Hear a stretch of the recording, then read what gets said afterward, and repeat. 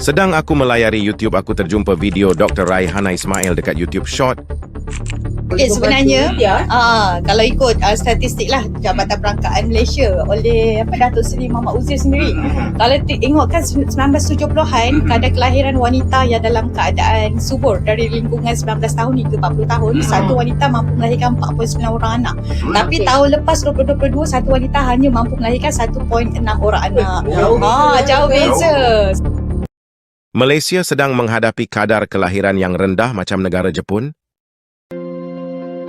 Di Jepun, disebabkan kadar kelahiran yang rendah, telah menyebabkan masalah komposisi penduduk muda berkurangan. Dan negara mereka mempunyai peratus warga tua yang ramai, iaitu 1/3 penduduknya berumur 65 tahun ke atas. Jepun adalah negara yang mempunyai peratus warga tua paling ramai di dunia.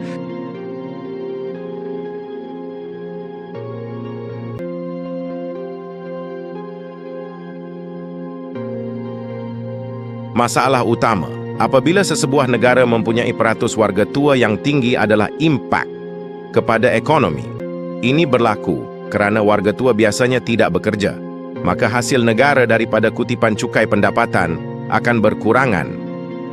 Orang tua juga tidak cenderung untuk berbelanja seperti orang muda, maka ekonomi setempat akan menurun. Ini jelas dapat dilihat di Jepun, di mana bandar-bandar kecil mereka mempunyai banyak kedai-kedai yang kosong atau tidak lagi beroperasi kerana tiada pelanggan.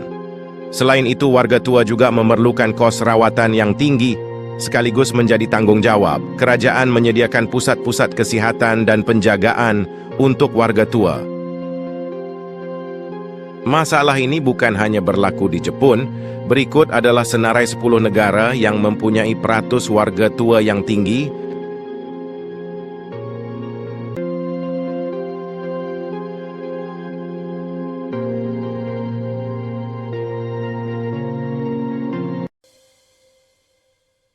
Negara kita masih mempunyai peratus populasi warga tua yang rendah, iaitu sekitar 7% sahaja.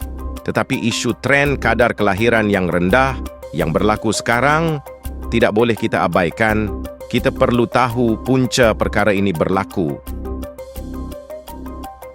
Mengikut data, kadar kelahiran Malaysia telah menurun secara berterusan sejak tahun 1970 dari 4.9 anak kepada 1.7 anak pada tahun 2020.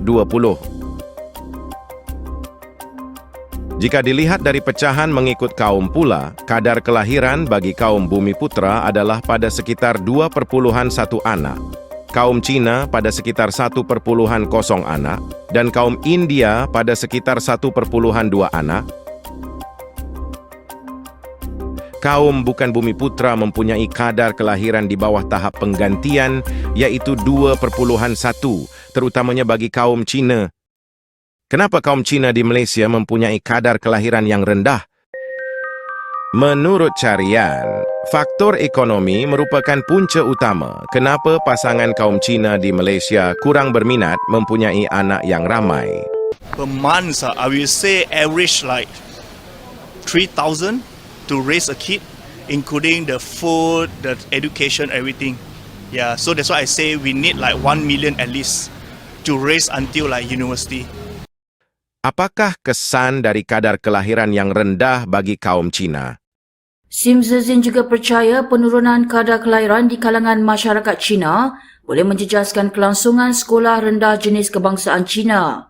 Selain itu, suara politik masyarakat Cina untuk mengambil bahagian dalam penggubalan dasar juga akan terjejas.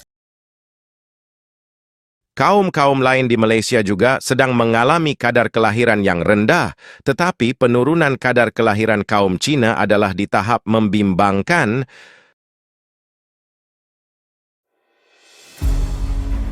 Data terkini menunjukkan jumlah penduduk Malaysia pada tahun 2023 dianggarkan berjumlah 33.4 juta. Dengan komposisi penduduk mengikut kaum adalah 70.1% adalah Bumiputra, 22.6% adalah kaum Cina 6,6% adalah kaum India.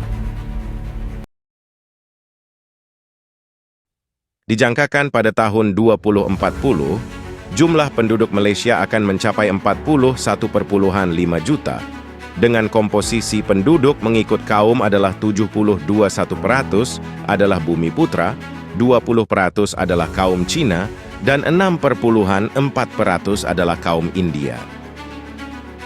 Adakah Malaysia diambang krisis populasi? Komposisi penduduk negara kita yang berumur 15 hingga 64 tahun, iaitu umur bekerja, masih membentuk majoriti populasi.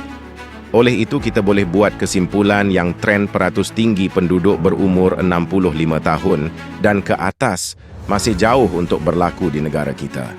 Tetapi jika tren kadar kelahiran rendah ini tidak berubah, mungkin suatu hari nanti masalah ini juga akan menjadi masalah utama di Malaysia. Oke, itu pendapat saya. Apa pula pendapat anda? Sila tinggalkan komen anda di bawah di ruangan komen. Sebelum saya berundur, jika anda suka dengan video saya, tolong tekan button like dan kalau boleh subscribe agar anda tidak terlepas video-video terbaru dari saya. Moga kita berjumpa lagi. Bye.